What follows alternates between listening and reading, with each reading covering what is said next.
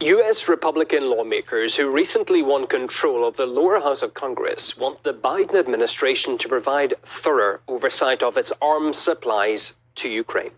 Washington has already sent nearly $20 billion worth of weapons to Kiev, but only 10% of those shipments have actually been monitored.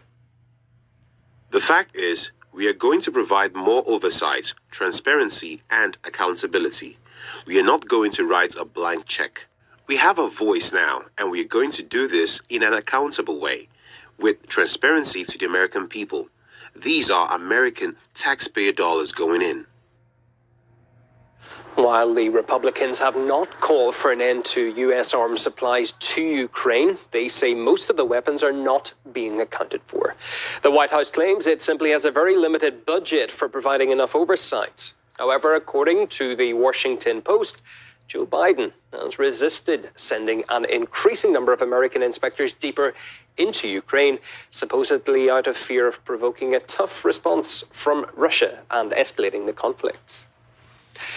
Well, some of the weapons sent to Ukraine have been sold on the black market where they can be acquired by terrorists. That admission coming from a top UK law enforcement official, which has also been sending guns to Kiev, by the way. Ukraine had been well known as a notorious hub for arms trafficking even before Russia's offensive began in February. Former Pentagon official Michael Maloof says the Biden administration's reluctance to track the weapons it sends to Ukraine could lead to drastic consequences in Europe. They cannot keep track of what is being sent, and they have no intention of it. So good luck to the Republicans when they get into the House to get any kind of information. Yeah, they could use the budget as a weapon, but so a little bit will be eked out, but they're not going to get the satisfaction they want. And this is what we're going to have again.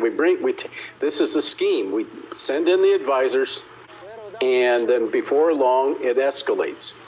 And Biden may for once have some ability to understand that concern and may be reluctant to do so. When you have contractors in there, U.S. trained contractors from the United States, let's say retired military out of the Iraq War, out of the Afghan War, and they have that experience.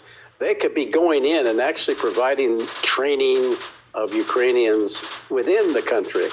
And of course, that makes them, at U.S. government expense, I might add. And as a consequence, the Europeans, as well as the U.S., are going to suffer. And the U.S. is actually profiting from the European misery. And that's what we're seeing right now.